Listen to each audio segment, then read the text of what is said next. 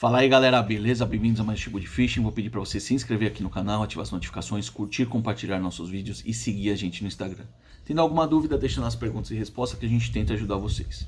Pessoal, eu gravei aí sobre geometria Geometria não, projeto de carretilha, né? Falando algumas questões técnicas e tal.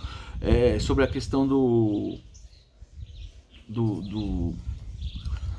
carretel, o carretel tá mais cheio, menos cheio, peso de carretel e tal. E aí surgiu a questão do guia-fio.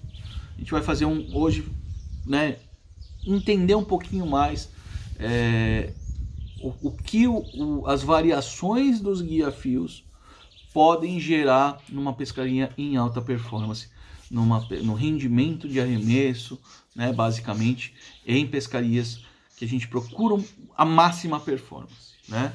Então, já está na cabeça de todo mundo a questão do carretel cheio, carretel vazio, posição ideal de carretel e tal. Hoje a gente vai falar um pouquinho sobre o guia-fio em si, e o que isso pode vir a influenciar na nossa pescaria, no nosso rendimento de arremesso. Então aqui a gente vai colocar novamente uma imagem, tá aqui ó, posição normal do guia-fio, tá? E eu tô aqui colocando um guia-fio, que é o pretinho aqui, a saída da linha, o carretel não totalmente cheio, porque muita gente que usa o carretel até a metade para economizar a linha de cama, né? Então vamos para essa situação aqui, porque eu acho que essa situação é a melhor para exemplificar o que eu vou falar. Então a gente tem aqui a posição normal, né? Então vocês observem sempre o ângulo feito entre a saída de linha e o guia-fio, tá? Então posição normal a gente tem um ângulo feito, um ângulo raso.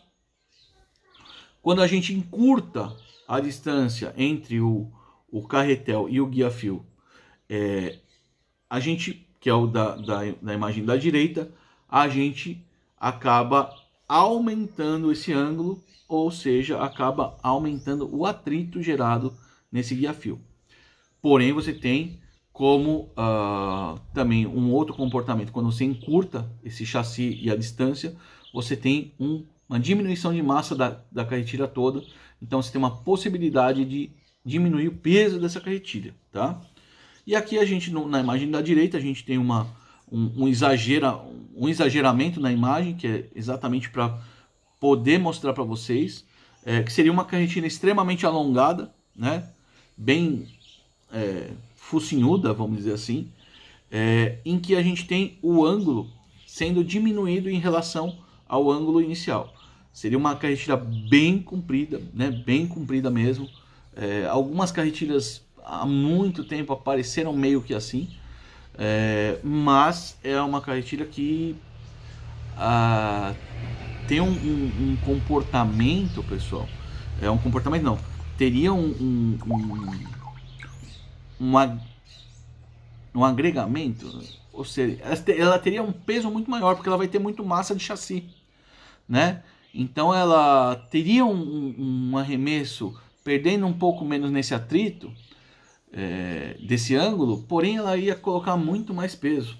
E geralmente as carretilhas de arremesso, né, a gente precisa de menos peso, tá?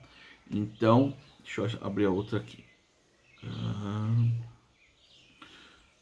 Posição do guia-fio. Ok. Aqui eu acabei de abrir no tablet aqui outra imagem, vou mostrar para vocês aí. Posição normal do guia-fio, que é aquela primeira imagem lá. E aí a gente tem algumas alternativas, né, que foram criadas. Então aqui a gente tem na imagem de cima da esquerda, posição normal do guia-fio e o ponto ideal que a gente teria mais ou menos de trabalho com a linha, né, que seria o verde, tá? O amarelo aqui em cima é a linha, no verde também é a linha, na imagem da esquerda. E aí a gente tem algumas variações. Por exemplo, o guia-fio mais baixo, tá? O guia-fio mais baixo faz com que a gente consiga trabalhar em melhor performance num ponto mediano do enrolamento do carretel. Isso aí eu observei, até coloquei em vídeo aqui, é presente, por exemplo, na PR100. A PRC é uma carretilha de entrada da Daiwa, é uma carretilha boa, tá? Não é uma carretilha de excelente performance, mas ela tá ali, ela é uma carretilha barata, pessoal, uma carretilha de bom custo-benefício, com a qualidade da Daiwa, e que apresentou essa solução que eu achei bem inteligente. Esse guia-fio, ele está um pouquinho mais baixo, porque ele vai conseguir atender, né, nessa posição bem, né, a galera que vai usar o carretel não tão cheio, ou seja, linhas mais finas ou multifilamentos, e também vai atender quem vai usar o carretel mais cheio, porque ele está num ponto intermediário, né? Então, como talvez a grande maioria e a afinidade dessa carretilha não seja grandes trações, grandes necessidades de linha, ainda que ela atenda pelo tamanho do carretel, ela consegue cobrir dois mundos bem legal, tá? Então essa questão do guia-fio mais baixo está presente em várias carretilhas, tá? Atualmente. E a gente tem uma outra solução, que é a imagem de baixo, que é o guia-fio alongado, que é aquele guia-fio oval, tá, pessoal? Que já está presente em várias carretilhas há mais tempo.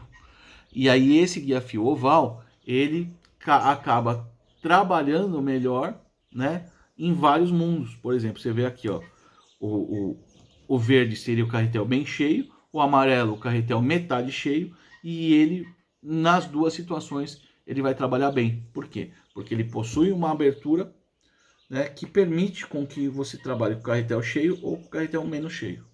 Ok? Aí há uma outra questão, que é a última questão, que é a geometria do guia-fio, para abordar com vocês. A gente tem alguns tipos de guia-fio, tá? Não vamos falar, por exemplo, desse T-Wing. T-Wing, que é esse da Statula, tá? Da Daiwa, aqui, ó, que ele é um sistema móvel, ó, pessoal, tá? De liberação, tá? Ó. Esse aqui tem programa específico, ou já está publicado ou vai nos próximos dias, tá, pessoal? Específico disso, contando histórico e tal, é uma história bem legal. Ficou um programinha longo, mas ficou bem recheado de informações técnicas e de história do T-Wing System. Recomendo vocês assistirem. Então vamos lá para os guia-fios normais, tá? Então vou mostrar essa imagem aqui para vocês, que eu coloquei aqui para me ajudar, que é basicamente aqui. A gente tem o guia-fio tradicional. O guia-fio tradicional, ele é o guia-fio tubular. Você vai olhar pela frente, ele vai ter um diâmetro. Você vai olhar por trás, ele tem outro diâmetro. Se você tivesse uma posição lateral, você veria um tubo, um canudo. Basicamente é isso. Essa é a primeira imagem de cima, tá? Primeira imagem de cima a gente está vendo sempre pela frente e a lateral, ok?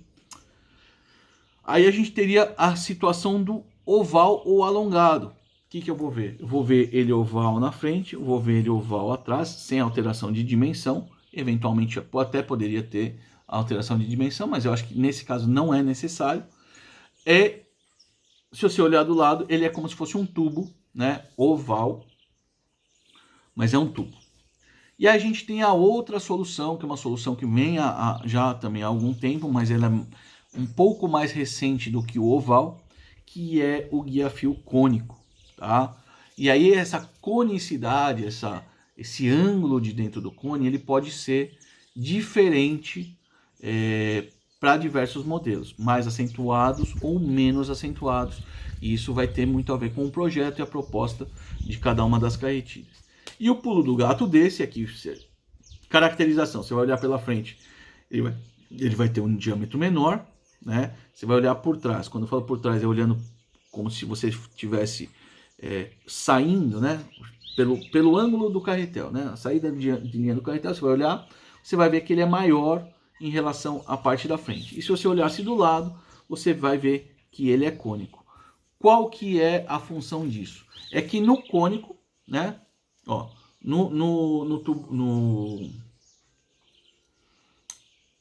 no tradicional, você tem essa situação, né? Essa situação, né? Então, tá aqui. No oval, você tem ele um pouquinho maior. E no cônico, você tem uma saída de linha, né? Então, esses ângulos acabam sendo diminuídos. e a questão do ângulo vai ter menos atrito, tá? Uma que é bem acentuado esse cônico, e foi uma solução muito legal, porque eles encurtaram a carretilha, e a Metanium 2020 MGL, tá bom? Espero ter ajudado vocês com mais esse vídeo aí técnico, falando um pouquinho sobre detalhe e tal. Eu sei que tem muita gente que começou a gostar dessas questões mais técnicas, mais de projeto, de tal. Então, queria trocar essa ideia com vocês. Espero ter ajudado. Um abraço, até a próxima.